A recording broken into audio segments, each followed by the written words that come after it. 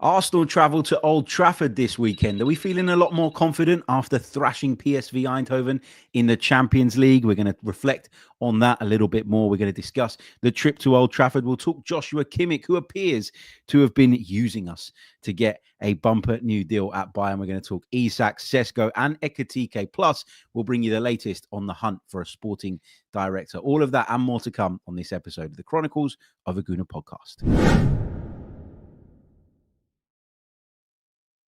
Delighted to say the brilliant Mike Stavrou is back alongside me. Mike, welcome back to the pod, mate. How are you? Happy Friday. Yeah, good. It's nice to be on the pod after a positive result because I feel like the last few weeks it's just been doom and gloom, hasn't it? So yeah, it's a good feeling.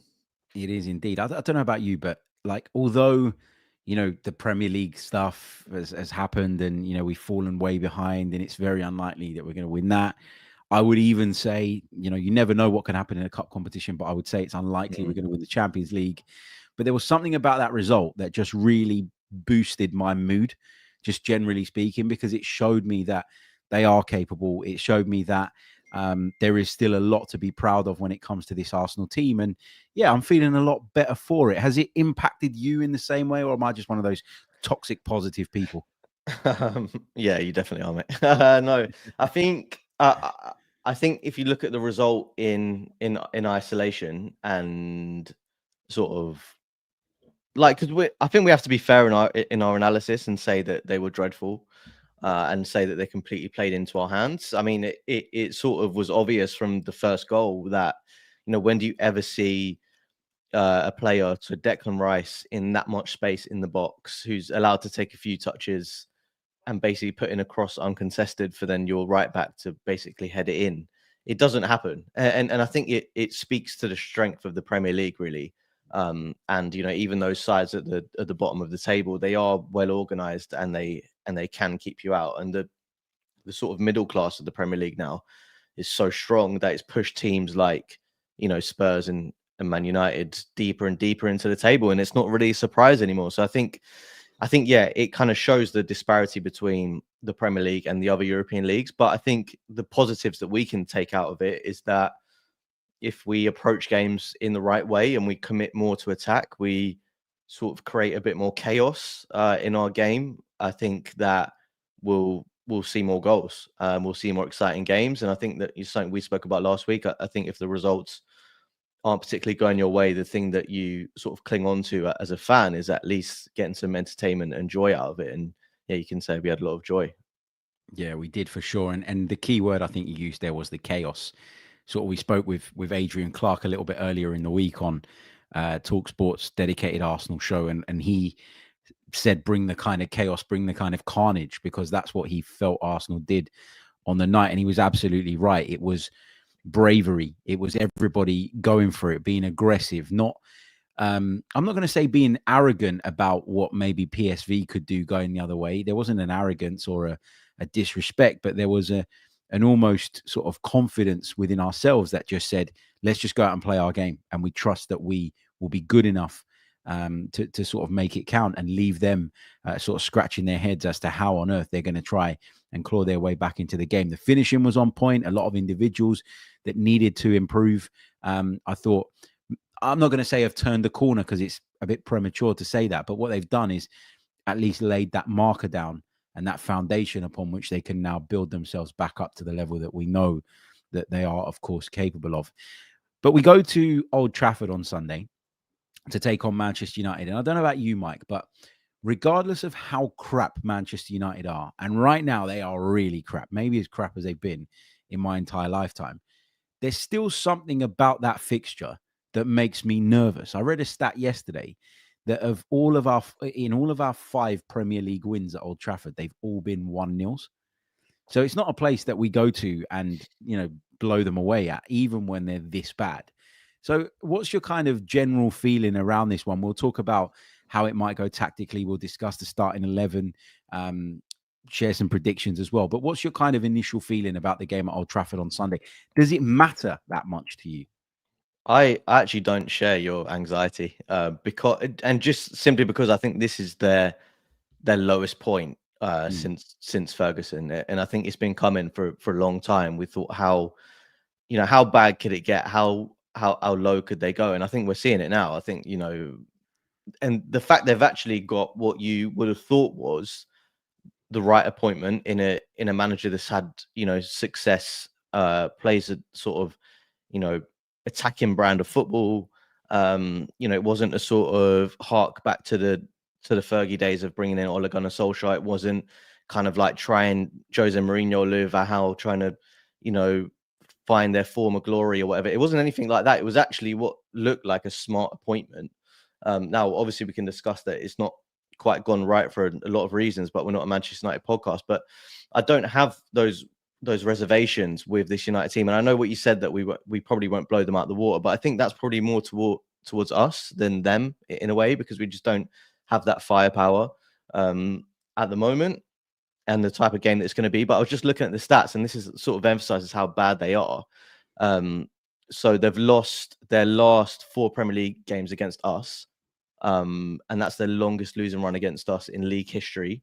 So that just shows where they are at the moment. And also, when they came from behind to beat Ipswich 3-2 in their last game, at that stage of the season, this stage of the season, they're yet to win consecutive league games. And that's their longest wait in a season for back-to-back league victories since, you'll remember this, 1968-69. So, this is what we're talking about. We're talking about a team that is at their lowest point in the Premier League era by a long distance. So yeah, I know what you mean, and we have had some really bad victories, and it does feel like they've had some awful teams and still beaten us. Like when Marcus Rashford scored on the double on his debut. I remember that was a particularly bad Man United team, and we're like, how have we lost this? But I just think that they don't have that attacking threat now anymore to harm us, and their shambles defensively, and there are shambles in midfield. So I can't see it personally. I wish I had that same level of confidence. It's just something about the fixture. I think it's my childhood. It's like when you speak. Yeah, I get it. Yeah, it's like going for therapy, right? There's a childhood trauma at the base of my kind of feeling. But if Arsenal do win this game, it will be the first time they've won consecutive away league games against Manchester United since February 1979. So that shows you how hard historically it has been to do that. Just picking out another couple of stats. Arsenal failed to score in their last 2 Premier League games, amassing just 3 shots on target. The Gunners last failed to score in 3 consecutive league games back in August 2021, while they last did so while in the top 2 of the table for each match in November 2000.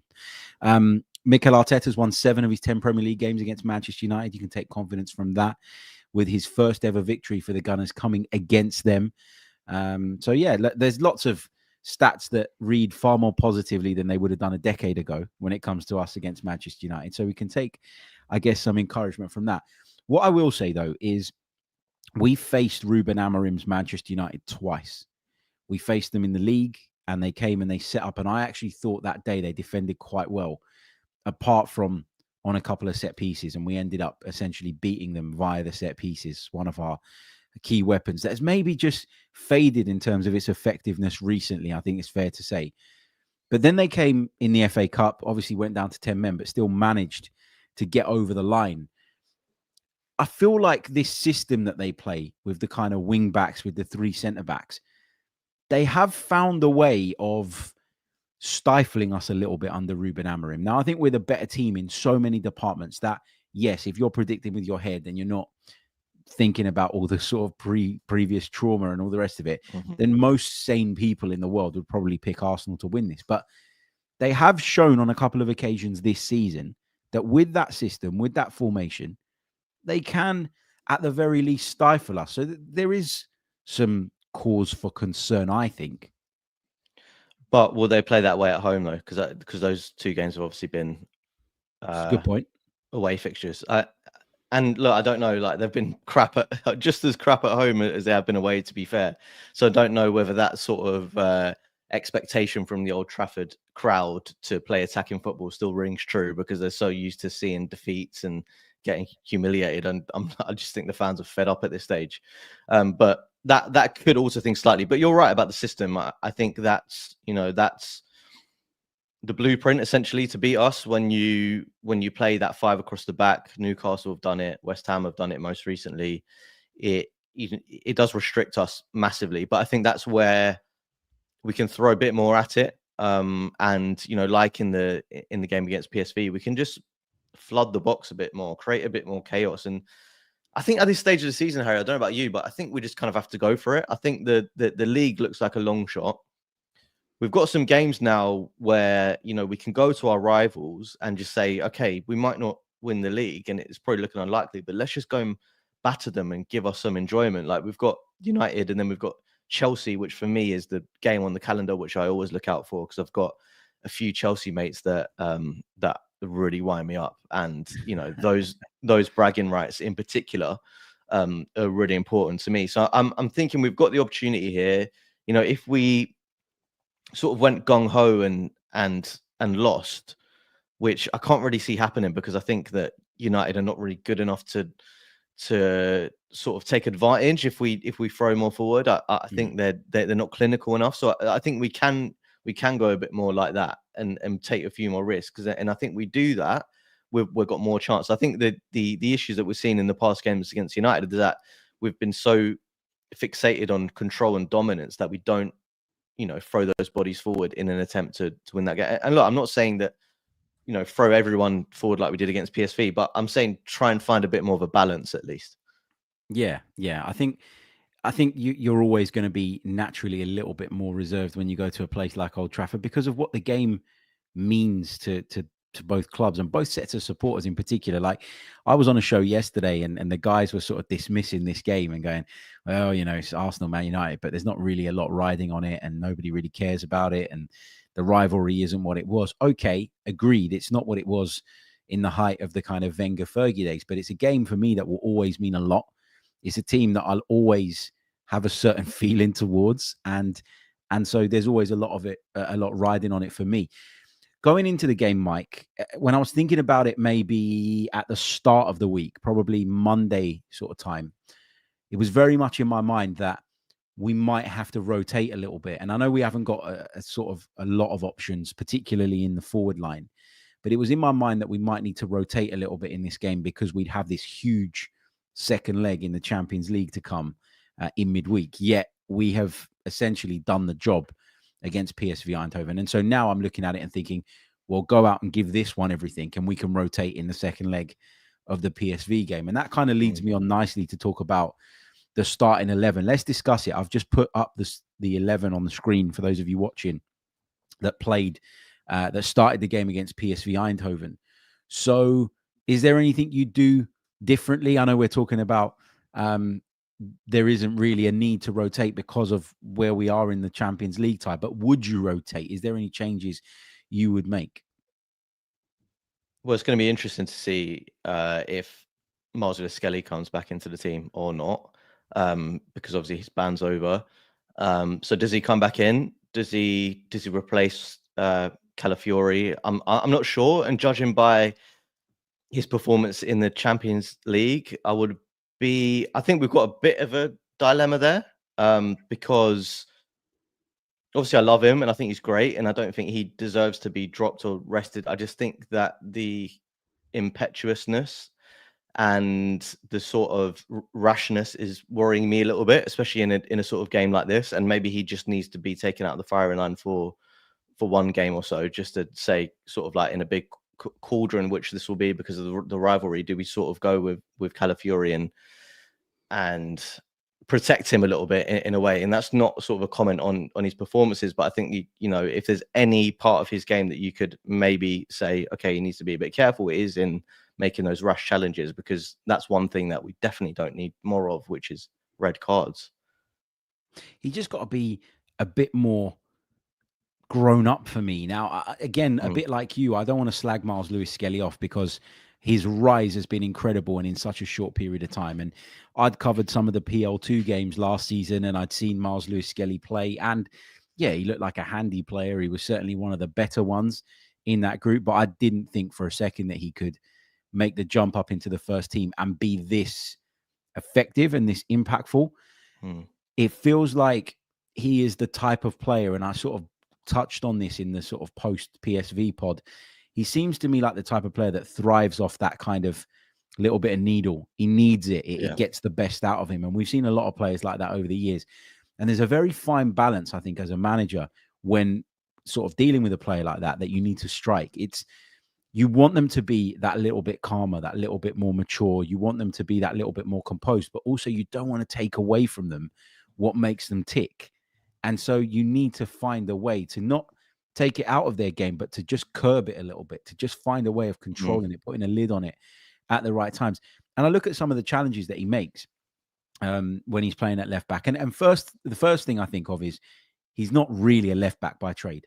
Yeah. So there's probably this worry and this concern. And maybe there's a bit of overthinking where he goes, you know what?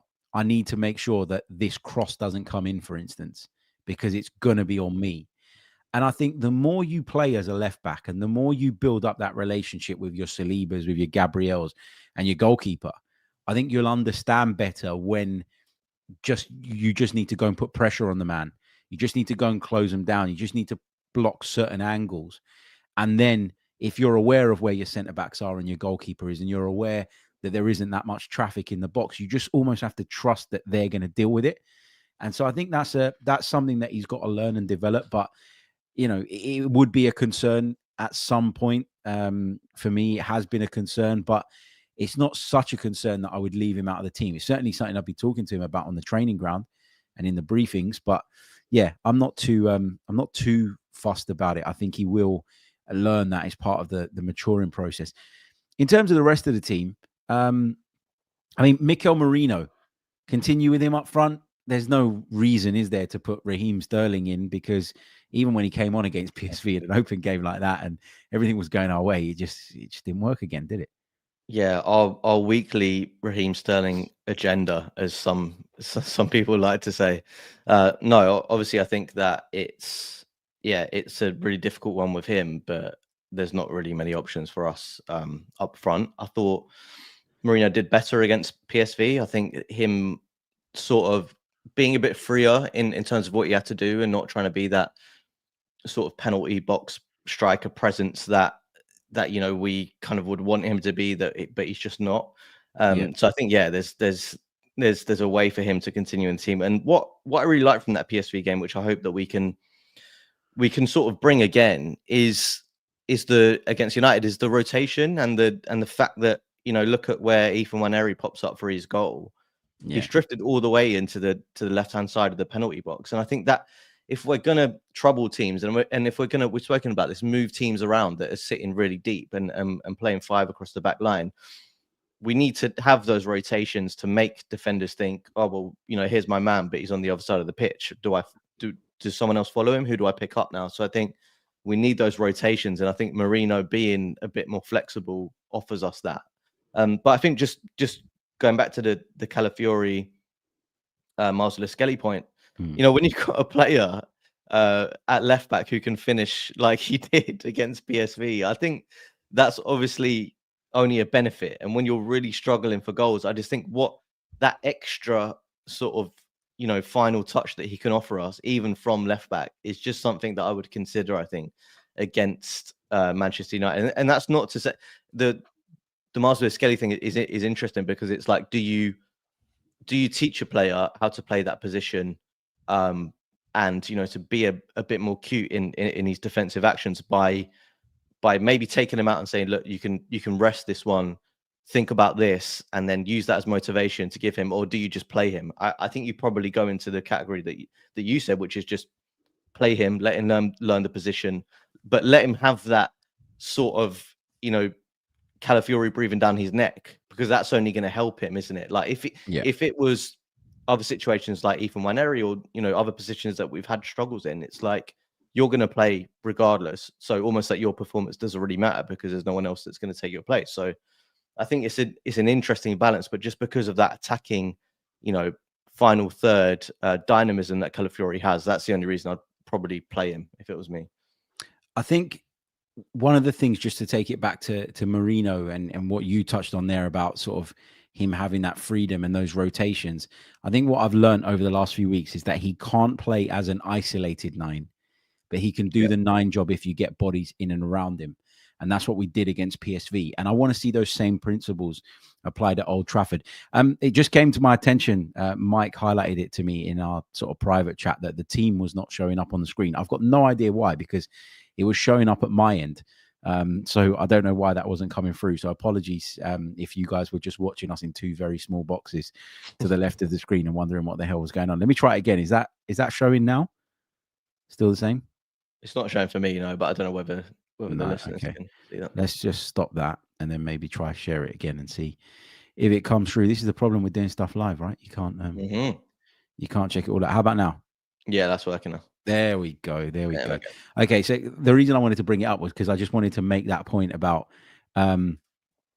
Marino being in that sort of 9 spot when he's got Rice up alongside him, Odegaard getting close to him, Trossard getting there, Nwaneri getting there, and Arsenal really push up. They use the fullbacks like wingers, and then they almost sort of say to Gabriel and Saliba, "You guys sit at the base and have Partey either having to go over there to tuck in or whatever." Getting all those bodies around him and having that aggression in terms of our positioning, it makes the world of difference to Marino, because he needs people to link up with, and you need runners around him. And that in turn then benefits the likes of Martin Odegaard and people like that, because we've talked loads about creativity in recent weeks, and rightly so.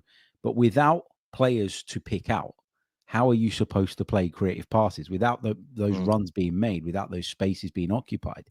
It's very, very difficult. So, yeah, I thought we sort of took a big step forward in terms of just changing our mindset in midweek, and I think that bodes well for what remains, of course, of the campaign. Right, let's talk predictions then for this one. I'm going to go for a famous old 1-0 to the Arsenal. As I said, all of our 5 Premier League wins at Old Trafford in history have been 1-0 wins. And I'm going to back that to continue, because although I was really impressed with what I saw in midweek, I do think this is a team that still generally is going to struggle to score goals just because of the personnel that we have available to us.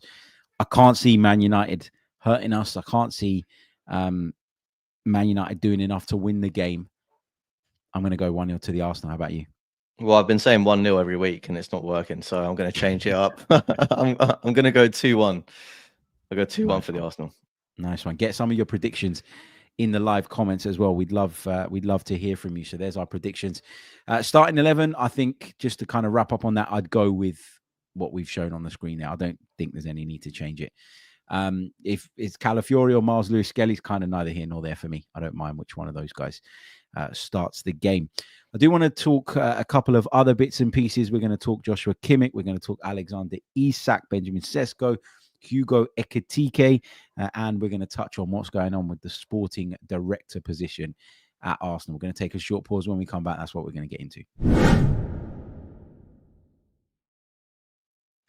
Welcome back to the pod with myself, Harry Symeou, and the brilliant Mike Stavrou joining me on this Friday morning edition of the pod as we build up to a big game at Old Trafford at the weekend. It's always a big game, regardless of what's at stake. Mike, on yesterday's pod, I was asked about Joshua Kimmich, and I said that it's not something I'd be getting excited about. As much as I like the player and I think he'd be a good addition, it's not something I'm getting excited about because I had this feeling that he was set on staying at Bayern, and this was just some maneuvering, if you like, to try and get the deal that he wanted. And we'd heard of Arsenal interest, we'd heard of Paris Saint-Germain interest. That was said to have gone as far as them making a sort of official offer to him. And then late last night, I think it was, I'll just bring it up just to double check what time it was. Here we go. I haven't got the exact time, but I screenshotted it at 11:20 at night. Florian Plettenberg of Sky Germany reported that there's a total agreement between FC Bayern and Joshua Kimmich on a new contract until 2029. Green light from the entire Bayern board. Final paperwork is in progress. Contracts are set to be signed this week with the announcement planned soon. Is there a little bit of disappointment for you? Because I don't know about you. I don't know about your opinion on the player. Feel free to share it. I was adamant that this would be a good addition. Now, I didn't think it was likely, but it's certainly a deal that I would have pursued if I were Arsenal Football Club. Look, he's one of my players in football that I really love. I just think he kind of like ticks all the boxes in terms of what I want from a midfielder. And stupidly, because we like to get carried away with these things, I wasn't quite in my Ollie Watkins mentality where I kind of got swept away with it all. But I did have a look, and it's always nice when you see a player and he passes the eye test, but then you look at the numbers and they back it up. But just sort of in terms of what we need, which is getting that profile of player who is a bit smaller, no more 6'3" for midfielders / fullbacks, please, Mikel. Just a bit smaller, a bit more, tactically smart, a bit more technical. And yeah, I looked at the stats and he was in the top 1% of midfielders across the top 5 European leagues in terms of passes attempted, progressive passes, and progressive carries. And to me, that is exactly what we need from that number 6 position. And he, with all of his experience at club level, at international level, he's won the lot. I just think he would have been that kind of player who maybe doesn't. Well, yeah, he would start every week, but he's the perfect sort of replacement for a Jorginho and Thomas Partey because he's got that experience, and then what he could teach to the other players as well. But yeah, it was perfect for my mind at his age profile at 30 years old. What he'd probably be likely to demand in terms of wages. I don't think the transfer fee would be obscene just because It would have been free. It would have been a free. He was going to leave. Well, there you go. So the transfer fee is obviously non-existent, but the wages would have been, I think, a talking point. Because obviously he's been at Bayern for a long time. He'll be on big wages, one of their stars.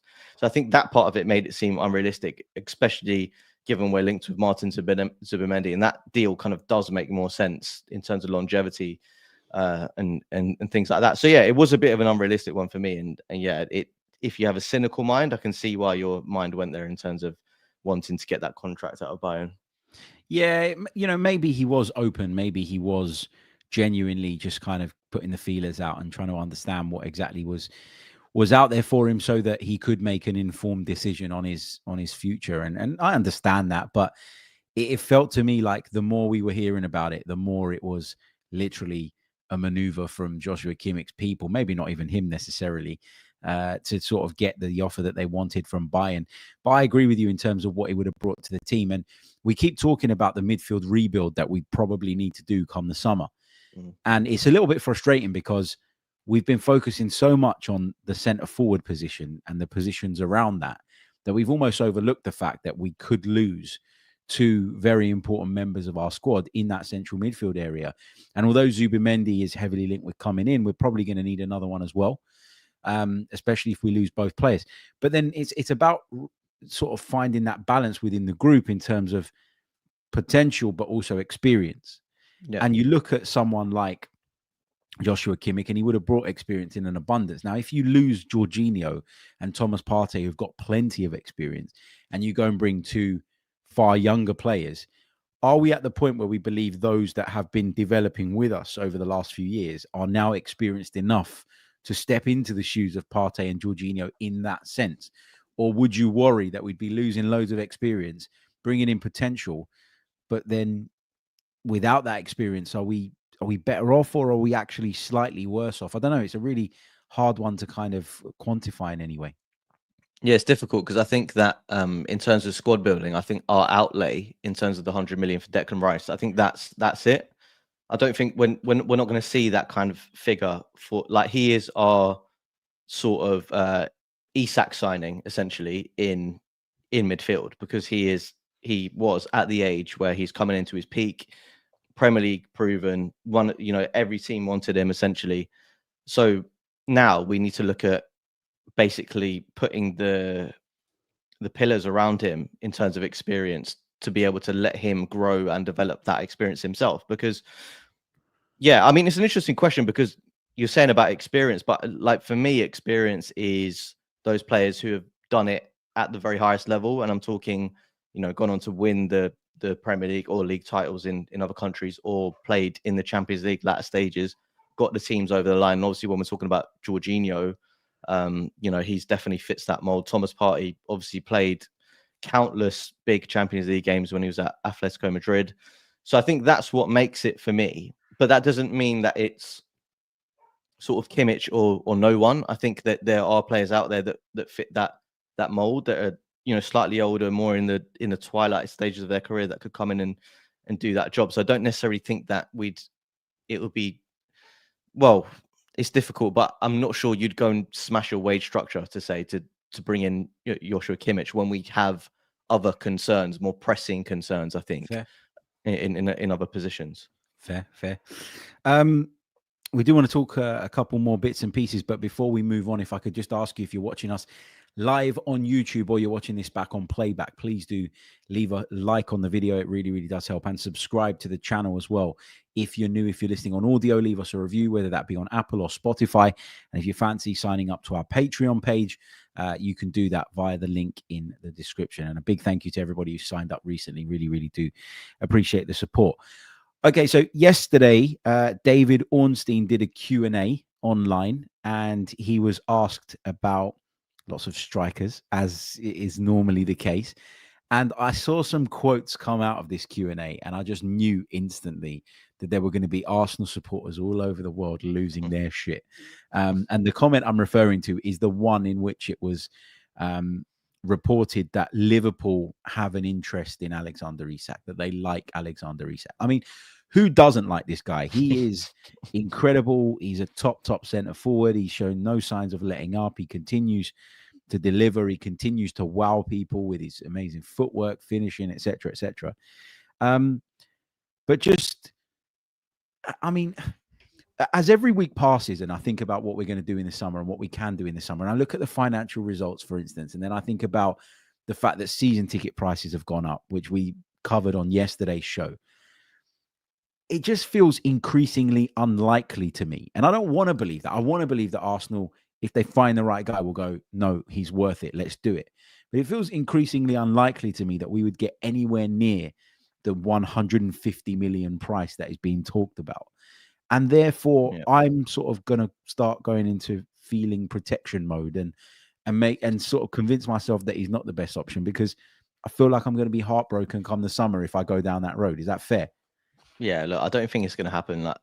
Like, what do you think? Like, the figure that's sort of been floated around that what Newcastle might want is 150 million. I mean, we're not going to spend that. We're not.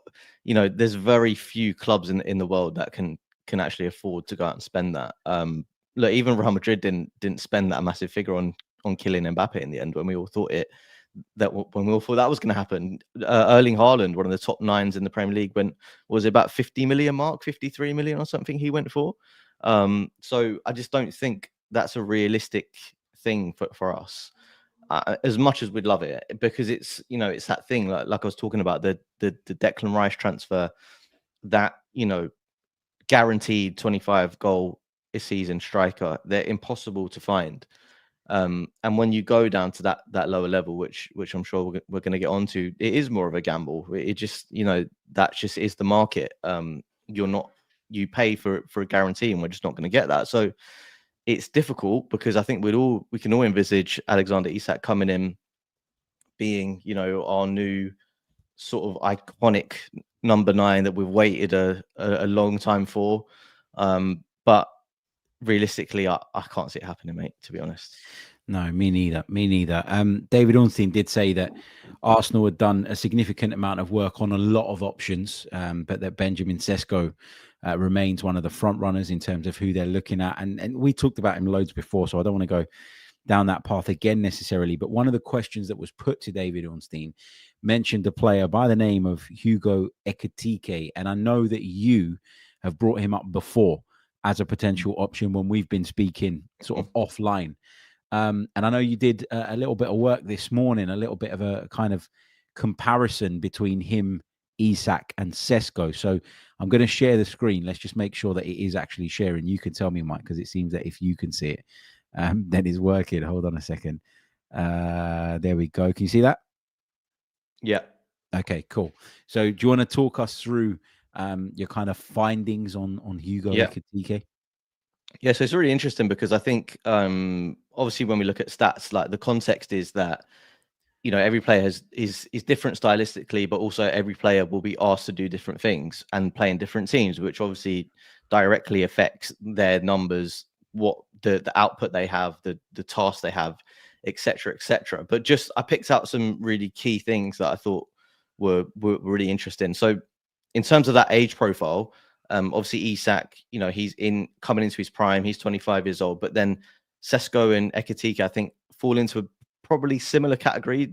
Sesko's 21, Ekitike's 22. So you're getting them really before they explode because, well, both of them, I think, have had sort of one breakout season. This season right now might be Ekitike's more breakout season. Last year it was Sesko. But I think you can read a lot. So I sort of looked at it per 90 stats because obviously I think Isak has played the most minutes, as you can see there. So about 400 more minutes than Ekitike and Sesko, who are in a similar ballpark. In terms of goals, obviously Isak, unsurprisingly, in terms of per 90 goals, 0.8, he's way out ahead of the other two. He's got 22 goals in 31 games. Ekitike is behind 16 in 26, and Sesko 0.6, which is 13 in 26 games. Assist-wise, they're sort of similar-ish. This is something I picked out between them. Shots, in terms of shots per game, Ekitike is way out ahead on 4.13, and Isak and Sesko, similar ballpark, 2.8 for Isak and 2.6 for Sesko. Now, for me, this is something that we just don't see enough of in this Arsenal team. Shooting on sight. Just actually shooting, because it's so much about sort of control and, I guess being risk averse or not shooting until you're basically in on goal. But because of the sort of the way we build up through wing play, and a lot of our attacks don't come through centrally. And as you said, we don't have those runners in behind, so you just don't really see the shots on goal from our strikers. So I think getting a player who is more shot happy would be a big thing. Another thing which I think we've spoken about before is shot creating actions. So FBref define this as the two offensive actions directly lead into a shot. So passes, take-ons, and drawing fouls. And if you look at that as well, Ekitike is actually ahead of Isak on 71 for the season. Sorry, he's just behind Isak, 71 compared to 75. But Sesko is way down. He's on 1.8 per game, which is 34. So for me, that could tell you, as I've given with the context, is maybe what he's asked to do. I think he in profile wise is a bigger player. He's more of a target man, I would say, whereas Isak and Ekitike are a bit more. They're dribblers, really. They're sort of more in behind runners and better on the ball, maybe than Sesko. So I think that sort of shows you. But I think for me, that is a big thing that I would look at if I'm looking at the striker that we want, because we asked them to do so much. Where Sesko comes out on top is aerial duels. Unsurprisingly, he's a bigger guy, target man. 55% of aerial duels he's won, compared to Ekitike 41, Isak 33. Which, judging by that game against us, where he kind of bullied Gabriel Saliba, surprised me a little bit that he's only won 33% of his aerial duels. And then a few more sort of smaller bits, touches in attacking penalty area.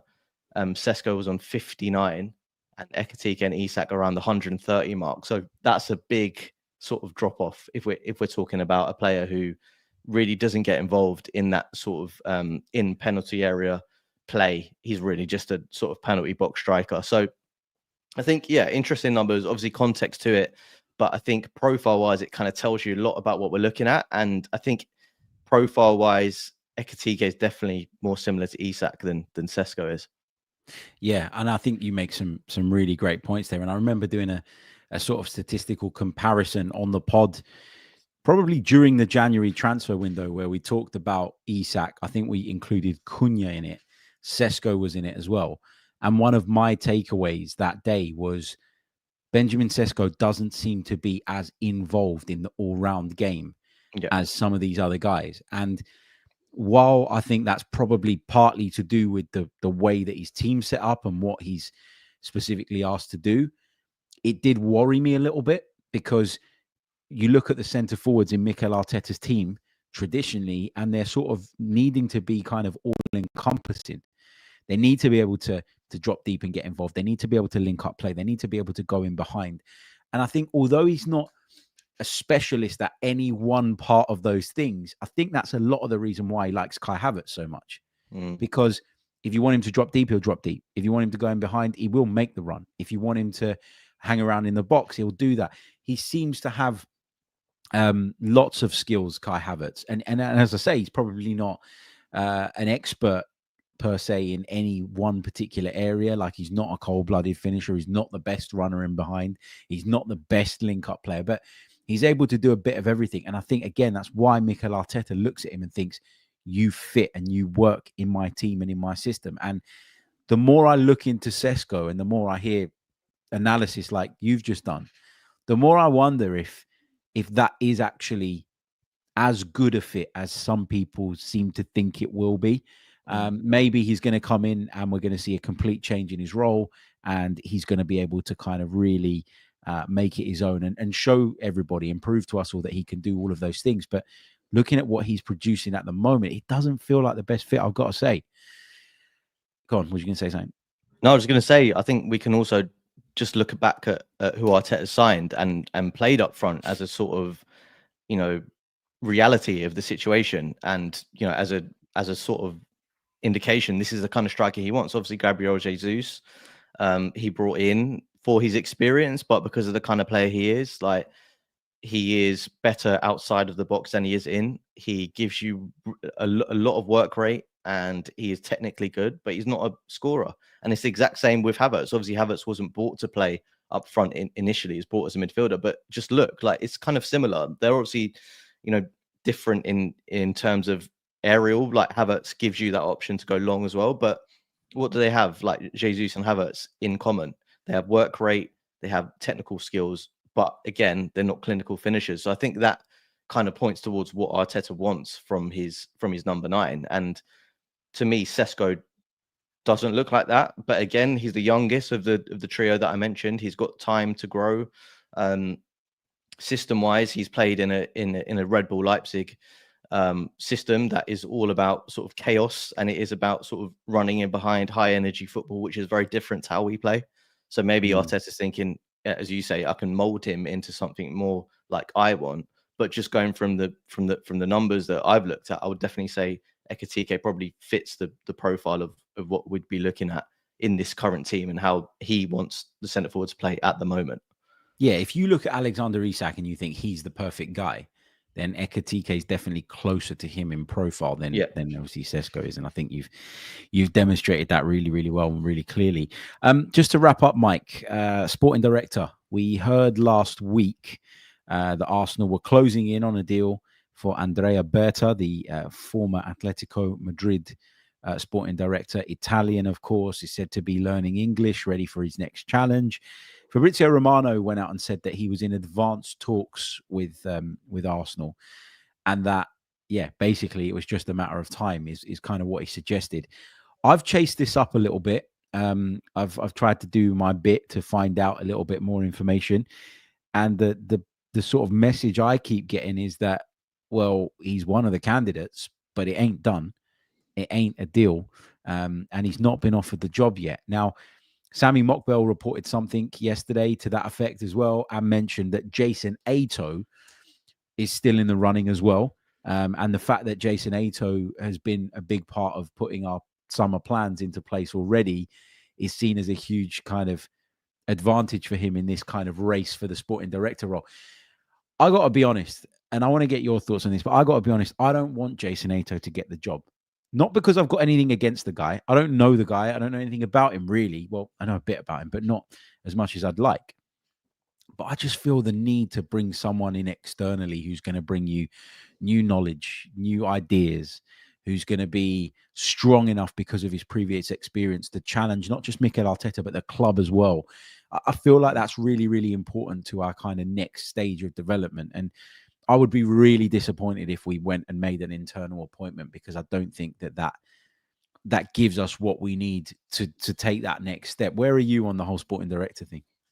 Well, yeah, look, I agree, because I think, you can't put it down to one single factor, but I would say that the lack of getting over the line this season has largely been due to the summer transfer window, and we keep going back to it. But those two players probably weren't the right sort of job in terms of finishing it and getting those extra points to get over the line. Like, I think that's clear as day. And obviously that's a very sort of blanket statement, but I think it's a big contributor. So I think if you're looking to do something different, which I think we need to do to get over the line, I think recruitment can play a big part in that. And obviously, look, like there's a pool of players, of elite players, and whether you're sort of a sporting director that's been at Atletico Madrid or you're a sporting director that's been at Real Sociedad, I mean, how much upside are you going to get when you're looking at sort of the similar markets? Because we're not a sort of Brentford or Brighton where we go and shop in those sort of wider markets and bring players in who you've not really heard of, to be honest. So it's kind of difficult to analyze when you're not sort of in this situation. But I agree with your idea about the different ideas and sort of how do you envisage player X fitting into this team, and what attributes do you think player X can add to this team? And I think a different voice definitely helps. And also, like it's about like sporting director and manager is about relationships, isn't it? So it's about really who's going to be the best fit, and keeping each other in check. Because ultimately, like the sporting director job is important. And they sit quite high in the food chain, so they need to have that power. They need to have that sway in order to influence things. And it's all about how he works with Arteta. So I think it's a really key thing, isn't it? We can't underestimate it. So on that then, in terms of the relationship between the sporting director and the manager, do you think they need to be completely aligned, or do you think it's actually quite healthy for there to be a little bit of, maybe not friction, maybe friction is the wrong word, but for there to be a little bit of, something? They need to butt heads at points, don't they, to kind of then thrash out conversations and get to the right decisions? Because this idea that it needs to be the guy that Mikel Arteta chooses, the one that's going to do everything he says, that to me is not the right idea. And I've seen a lot of people kind of peddling that narrative, and it gets on my nerves a bit. But what would be the benefits of that? Like, I don't really understand that argument. What would be the benefits of him? I don't get it. There's a kind of school of thought that Mikel Arteta is so important to Arsenal, and I agree, he's very, very important, but that he's so important that whoever comes in needs to facilitate him doing what he thinks is right, rather than coming in with their own ideas. Now, I'm not saying I want someone to come in that's going to have a friction with him that causes us problems and then wastes time and sees us miss out on deals that we really want to do because we can't get our shit in order. Like, I don't want that, but I don't want someone who's a yes man. I don't want someone who comes in and goes, yes, sir, no, sir, 3 bags full, sir. Because if we do that, we end up back in the position that we were complaining about for so many years when Arsene Wenger was at the helm, where it was kind of like, well, what Wenger says goes. And the minute we started to move forward and brought in different people, and Wenger and them weren't on the same page, that didn't work either. So the balance for me, from the lessons learned in the past, has to be somewhere in the middle. And look, like Mikel Arteta is a human just like us, even though he's got perfect hair. He's gonna make good decisions. He's gonna make bad decisions. So ultimately, those bad decisions need to be checked, and someone needs to have that power and authority to say, hold on, I don't agree with this. So it is about alignment in terms of the overall, structure, the overall picture about where we want to end up. But in terms of those sort of decisions, of course, there needs to be someone checking you and saying and challenging you. Like we all need that in our lives. So I don't necessarily subscribe to that school of thought that it needs to be someone that Arteta has approved. I think it's all about that working relationship. And I keep going back to this, and I'll bring it up because I think it's an important point. Like, look at the sort of working relationships in the sort of era defining sort of dynasties that we've seen in the Premier League. It's been Pep Guardiola and Cheeky Ornstein, and it's been Jurgen Klopp and Michael Edwards at Liverpool. And I think that's an example of working relationships that, like, yes, the manager has a say, but yes, the manager is not the be all and end all. Yeah, that's right. That's right. Mike, we're going to leave it there. Thank you so much for joining me. Let's hope that Arsenal get the results that we've predicted, which is a victory at Old Trafford come Sunday. Let people know where they can follow you and what you're up to. Yeah, so Mike Stavrou on Blue Sky, and then check out the Athletic podcast as well. I work on the Tactics podcast and the FC podcast. Brilliant stuff. Make sure you go and check those out. Give Mike a follow, and thank you for tuning in to another episode of the Chronicles of a Gooner. If you're watching us on YouTube, leave a like on the video. We're nowhere near the target that we set, so let's try and boost those up. It doesn't cost a thing, and it really, really does help. Subscribe to the channel if you haven't done so already, and if you're listening on audio, leave us a review, whether that's on Apple or Spotify. And of course, you can sign up on Patreon if you wish to support us in delivering you more and more and more Arsenal content. Go back and check out yesterday's episode if you haven't done so already, in which I had half a podcast's worth of a moan about the season ticket stuff and various other bits and pieces. And we'll see you all on the next one. Until then, take care of yourselves and have a great day. Up the Arsenal.